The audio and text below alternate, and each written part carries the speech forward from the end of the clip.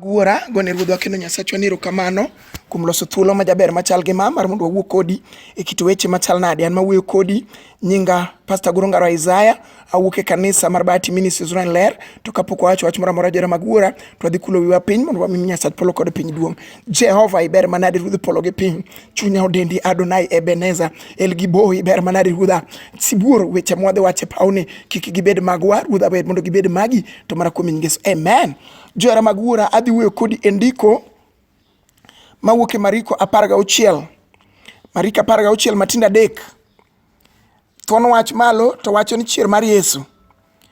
Adhi somo e 3 e wang'e kawacho niya, to kane pod gin e yo gidhi, ne gipenjore niya, ng'ano ma ang' nong'ielnwa kidi molorgo dhaliel. Mane kama dwa wuoye. E samine na wuoyo kodi ne jara mag wuora, nitie ng'ama olorne kod kidi. Olorne gi kidi kendo kidi molorne go no ji neno, ji wuoye. Olorne gi kidi ma e nyim dharangae onge nyako manyalo wuok madhi tedi. Olor gi kidi, olor matek.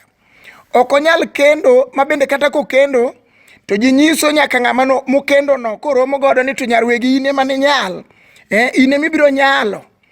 Iloyo 4 manyocha nosedhi ka. Olorni gi kidi ma nyaka josembe no donje. Olorni gi kidi makata pith ok nyal timore e dala, makata kitem mi yude kata mana moro achiel nyadiel moro tiyudo ka en odere kod tol kama nodhiye mondo mi odhi okwaye, kama nokete odere matiende ne ochimo polo. Olorni gi kidi matek. Olor gimolor matek gi kidi mokaw kidi mokete nyim dhorangach. Samoro joma nokete nowuotho gotieno sama ni nindo, to ne giwuotho to giwacho ni dala ni twadwa loro. Nolor makata sombe nyithindo ok kony dala no, makata us lope, makata sing gi machal nade to mago be ok kony. Nolor matek ma yawuoyi nodonje changa kod kong'o, mamoko nobedo secretary madongo mag jochanga gi jotere kor gweng', mage buche mag dongo maka ng'ato bire kor gweng' moa e boma tuwijo ka gipenjo chon ni to uneno nade be ng'ato oseyude, be ng'ato oseyude. Gilarore kanyo. Nolor dala ni matek, nolor matek modhi ogo kiful marang'ongo mokaw kidi moketie nyim dhorangach ma jogo nodhi owacho ni ka ging'ade gik mane ging'ade. Ka giwuothe godhiambo, moko nowuothe gotieno, moko nowuothe gokinyi, samoro ji nowuothe ka seche moko ne udhi nyaka e puothe, to ne giwacho ni ma twadwa loro gi kidi. Nolor makata nyar ng'ato mondo mi oyud nyathi, to gik mane giloro godogo biro kolo ijno chon mawuok araka. Ging'eyo ni ma to kata ting' to ma ok no ting' nyathi e tiende. Kawuono wakelo Yesu chier mar choke, yath ma Jerusalem, Manuel manodhi paro Lazaro, ka Lazaro nokwame bwo liel. En Yesu ma wakelo kawuono ni tinga mang'ongo komeko maduong'. Yesu ja Nazareth, ng'at maparo jomo kwame anete, en ka, en mwakele ja Nazareth, chier mar choke ja paradiso, en ka. Isaya ude mos wacho niya, Isaya 41. Isaya 41, to kapok asomo Isaya 41 to mumba kona niya, 16 matindo 3 no ema pod anwang'o. Muma wacho niya, ndiko maler mar Jehova maler wacho niya, to kane pod gin e yo gidhi, giwuotho gipenjore, to madala wani to ng'ama nolosi, gin e wuoth gin e yo gipenjore, yawa mar nyathiwa ni to notimre nade, ma nyathiwa ni kotedo kama to dak kethre, kata timo arus madongo dak kethre, kata kende maber dak kethre, kata yud tich malong'o kethre aketha, kata tem pidho dhok otamore. Muma wacho ni ne gin e yo to gipenjore gipamore, giwacho ni madala wan to chal nade. Jomoko wuotho to mako wiyegi, moko mako nyako nding'gi, moko siro tikgi, samoro ka gikalo kuma ji nitie inyiero gi to giparo ni nyiero kodgi. Jomoko kata kidhi mondo mi idhi bedi, mondo mi odhi ochung'ni e kom, to jomoko neno ka mako rak law ng'ato, duoko ng'ato piny, penjo ng'ama ne chung'ni no, tichieni magi be jomi chung'negi matini noselorni kod kidi matek, makata nyithindo bedie boma oko to ok chalre. Mumba kona niya, giwuotho to gipenjore ni ng'ama nade manong'ielnwa kidi, mano samoro chando kata chunyi, kata sama wawuoyo kodi ni to madala nani tuo mawilore awile odaka. Makochopo seche mido yudie musara kor ka tuo ng'eyo ochako chon, ochako mnaga onda moro matin, kiko karo biro odwan mondo mi oyud pesa, ochakre arwa. Mumba koda ni nolor matek gi kidi, nolor gi kidi matek. Samoro kidi no noome loka kocha, samoro noome mna but dala ka, samoro nogole bathe pacho kamoro ka. Mane kama nogolie kidi no, ma joket kidi no biro, ma gikaw kidi to giriwe nyim dhorangach, samoro gikete e chuny pacho, samoro gikete e tok dala, samoro gikete e nyar ng'ato, samoro gikete e wi wuoyi moro ma kata ka wuoyi nodhumo kisungu to odhumo kisungu go koting'o poko rabolo e chiro. Muma wacho ni nolor kod kidi mapek, nolor matek mokaw kidi moketni e nyim dhorangach. Koro katitem to ok dhi, katitem to ok sudi. Wakelo Yesu chier mar choke. Isaya 41 matinda par mumba kona niya kawuono ni adhi somo gimondiki e muma mar Nyasachwa. Samoro gima timni osemi luoro, iwacho ni ajo ato natimra nade,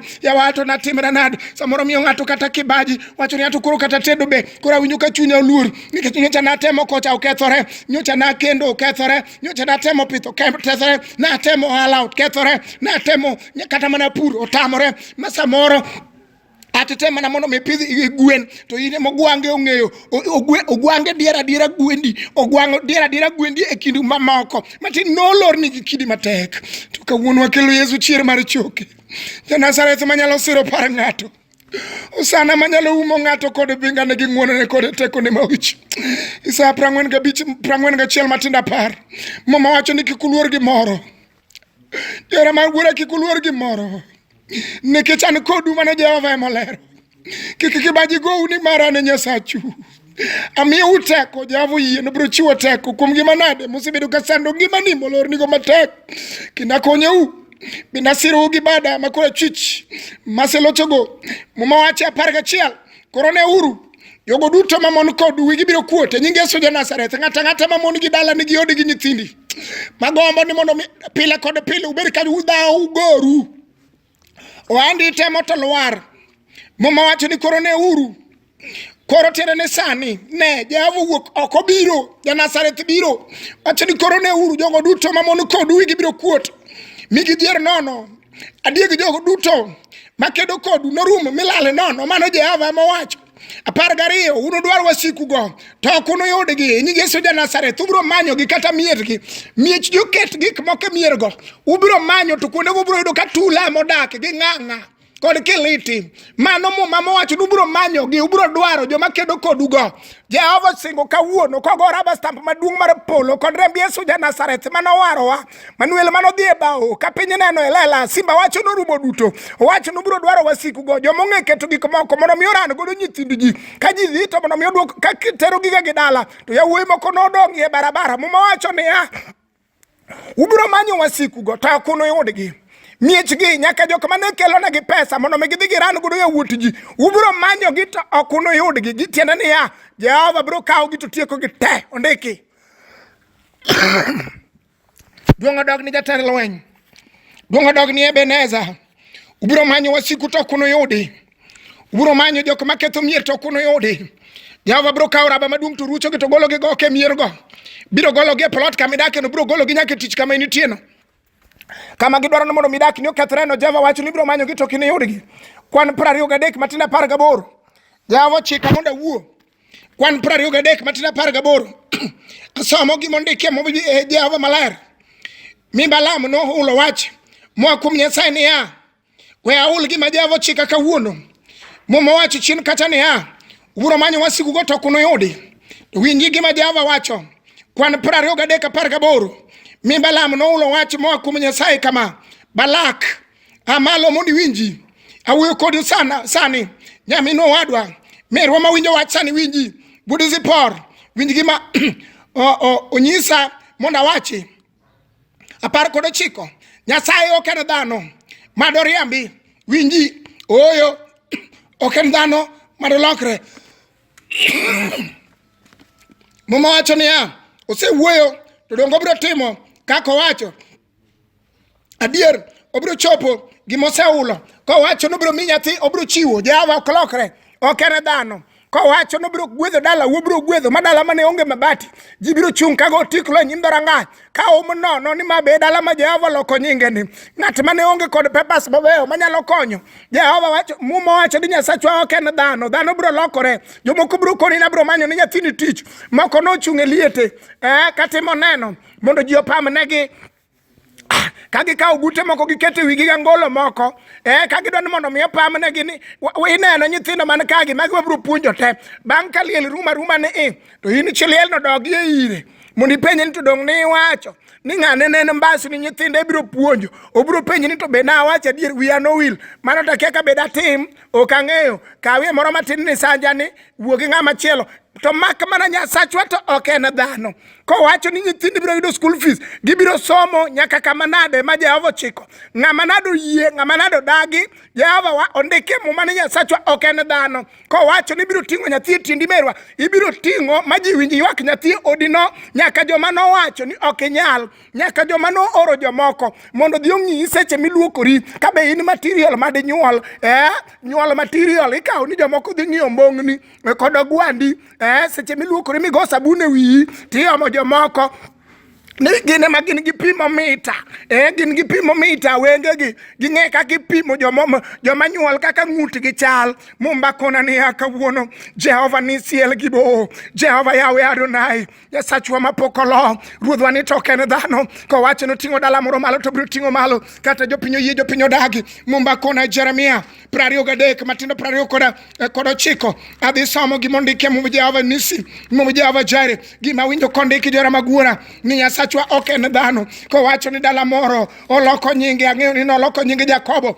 ma wuod Isaka, mano loko nyinge kone ni Jakobo ni kawuono ok chak luonge ni Jakobo, iluonge ni Israel, ng'at mogwedhi. Ang'eyo ni noloko nyinge Sarai, mokone Sarai ni kawuono iluonge ni Sara. Sara oyudo nyathi ka higni onia, merwa pok odeko kuom Jehova, pok odeko, jaduong' pok odeko, pastor winji, pastor ma winja pok odeko mondo Jehova oting' kanisa ni malo. Winji merwa ma ywak ni pok odeko mondo Nyasachwa oruch kong'o ka gole dala ni. Ondike Jo-Kolosai 2:14 ni norucho gi manade, mano ondiki kata nondike gi joma mokaw kite madongo mokete nyim dhoranga, no rucho gi manade manondiki. Rauma chiel matina 13 wacho niya nochodo nyororo mano twewago kawuono ni biro chode gi manade mano gure nyim dhoranga ng'ato. E nying Yesu Janazareth Ruoth omiyowa teko, omiyowa mandate mar muke sani. Wan kod Yesu tinga mang'ongo chieng' ja-Galili, Manuel mano muomo liel bang' ndalo 3. Ang'eyo na juke man gweng'u to lich ndi moko siemo tenga malwar to gin to ka githo to magiduogo chako negi kor gweng' tiluongo gi ni jochiende. To Yesu ka Jehova to kano chier bang' ndalo 3 sibuoro bedo jawarwa nyaka sani. Wating'o nying Yesu meja malo, wawacho niya onge gir lweny molosi mondo inyi mano inyi. Sa 54 muma wacho ni onge gir lweny molosi mondo inyi mano inyi. Kawuono ni ng'ato ang' odhi konieno mateko wacho ni Jehova Rama, kara onge kidi mano bede nyim dhorangaya matamo nyithinda mondo be kik sudi, matamo oda mondo kik sudi, matamo jaoda kik sudi. En Yesu Janazareth muma kona ni onge gir lweny molosi mondo inyi mano inyi. Asomo Jeremia 23 matino 29. Duong' odog ni jatend lweny, wachna chalo gi mach, mano wach Jehova El Gibo. Kama mach okale jora magura waduto wang'eyo ni kama mach okale to wang'o madong' mirni, madong' maira, mae mach mwating'o kawuono ni. Wawacho ni gima nade mano kete nyim dhorangach, wach Jehova machalo mach ni wakoro wating'o, wadwa chime kod mach gokinyi sani mondo Jehova Nisi mondo mi owang'e. Ang'eyo Nyasach Elijah Jatishibi maseche mane prophets 400, jonabi 400 mag Baal nobiro e seche mane wacho ni jonabi 400 to mago tin niya mag Ashera ne ok okete iye, mag Dagon bende ne ok oketie iye. To gima ng'eyo niya sama ne Nyasach Elijah nobiro to nodwoko gi mach. Mane Nyasach wa mwating'o kawuono obiro dwoko gi mach. Mwacho ni wach na chalo gi mach, wach Jehova Nisi chalo gi mach, nyaka gima nokete iye no merwa obiro wang'o mogolo oko. Gima noketi motweyo papers no kijana nyathi nyaminwa, gima noketi moloro nyaka dak ni momiyo kwe onge dak no. Wach machalo gi mach ni wach ni biro wang'o sani. Nying Yesu Janazareth duong' odog ni wendo, duong' odog ni Janazareth. Wach na chalo gi mach kendo chalo gi nyundo mabaro lwanda matindo tindo. Tiende niya obro baro lwanda mokete nyim dhoranga uno matindo tindo mang'enyre. Mano Jehova mowacho ni wach na chalo gi mach mabaro lwanda matindo tindo. Obro baro lwanda, wach ni Jehova barie lwanda ni kawuono, barie lwanda mosebedo ka kedo gi nyithinda, momiyo nyithinda kochopo e klas machal gi ma to nyithinda ok kal kanyo, olokore nyiera kor gweng', olokore ase kor gweng', olokore ngero kor gweng'. Mumba kona ni wach na chalo gi mach kendo chalo nyundo mabaro lwanda matindo tindo. Kawuono ni Yesu ne wating'o nyundo, wadhi go ikidi manokete nyim dhorangachno, wating'o nyundo sani. Wach Jehova machalo mach. Mumba kona Zaburi 40 matindo 2 mum Nyasachwa wacho niya kawuono ni Wacho niya no ywaya kogola e bur malich kata no ket kidi malich e dhorangai obro ywayi kogoli e bur malich kama ji ok nyal dwarie kama ji be ok odichie kodi ma samoro kata kidhi moso ng'ato to ok odich kodi nikech un jok moko ma jora nono jok adhiera jok ma ok nyal kona ni Jehova bro ywayi e bur malich ma wuok e chuodho motimo todo mane kama Jehova bro golie e chuodho motimo todo kama ikwaye lewni ma kata kidwani mondo mi dhi wuoth to ang' ni wacha ni ji te koro gweng' ji ong'eyo ni min ng'ane kawuono ne dwa dhi wuoth kona ni Jehova no ywaya kogola e bur malich mano Nyasachi nyiseche obro ywayi kogoli e bur malich mowuok e chuodho mibiro wuok e chuodho motimo todo eka noketa e Lwanda ketie Lwanda ni obro migi milongo gi dho ngere ni stability obro chungi motegno manyako ohala mane olwar Jehova bro chungo motegno nyaka dak mane kethore Jehova bro chungo motegno nyaka kwe gi hera mane onge Nyasachwa bro dwoko noketa e Lwanda duong' odogni Yesu wendo eka noketa Lwanda machung' motegno mano Jehova nisi kawuono ni wachacha ni Jehova Shalom ruodha timna ng'wono wadhi kodi e lamo e Zaburi 113 wadhi kodi e lamo e Zaburi 113 wadhi kodi e lamo e Zaburi 113 matinda biche wang'e Zaburi 113 113 kona niya Jehova wacho niya ang'e ni ng'ato oseikore nitie gima idwa tero ne Nyasachwa wacho ni ruodha kawuono onge kidi madong' e nyim dhorangaya onge gima nade madong' e nyim dhorangaya igolo kwato gong'ono kuma oko igolo kod dhier kod sasie kuma oko nyithinda nyaka yud gik manisingo Zaburi 113 matinda biche wang'e wadhi kodi e lamo kapok walamo to winji onge ng'ama chal gi Ruoth Nyasaye ma Nyasachwa onge johera mag wuora biro manye gweng'u onge ng'ama nyalo loso dala maloyo Nyasachwa onge ng'ama nyalo kelo nyathi kuomi maromo gi Jehova kata manyo fagro 90 onge ng'ama romo gi Jehova onge ng'ama chal gi Ruoth Nyasaye ma Nyasachwa onge ng'ama chal kode odak malo kuma bor mano Ebeneza to kata kamano okulore mondo orang polo kod piny ochungo jomo dhiere buru mano Nyasachwa jomo dhiere buru chunge buru kawuono machako migi nying adier ogolo jochane pidh yugi mano Nyasaye malich kendo keto gi gibet gi ruodhi mag joge ogwedho dhako ma onge nyathi moloke dhako mamor mamini nyithindo mano Nyasaye mowacho obro keti mi bed mini nyithindo ma nyithindi bende kaka bende wacho ni moko mondo orno wang'eyo noloko nying Ana mano Ebeneza Elgibo wang'eyo nonyalo loko nying ng'ato sani noloko nying Jakobo ere ng'ama dwa wacho ni Jehova lok nyinga kawuono ang'eyo ni Nyasachwa nyalo loko nying ng'ato kaw papers ting'e lweti sani wadhi ir Nyasachwa ok ochal gi dhano muma nowacho ni Nyasachwa ni ok en dhano wadhi kodi e lamo ber manade jatend lweny Jehova parie mama mawinji ni kawuono ruodha bare nyathi sikul mawinji ni ruodh polo chung kod mama ni Nyasacha chungi mama ni chungi dala ni ruodha chungi gi dala ma ji seyo ni chungi gi mama ma ji seyo ni ruodha pare ohala ni chung kod gi ratego mar jokedo to mana kuom nying Yesu amen. Johera mag wuora an mawuoyo kodi nyinga Pastor Goro Ongaro Isaiah awuok e kanisa mar Bahati Ministries Roen Ler e piny Kayole namba na madang' yudago en 0733 79 49 10 anuoyo namba na madang' yudago en 0733 79 49 10 namba na machielo en 07 kendo 07 aito 70 53 76 anuoyo namba na machielo en 0707 70 53 76 mad Jehova majasiri joge osiru kawuono osiru kiny osiru ndalo kod ndalo amen. Wewe ulikuwa umesikiaje? Niko sawa.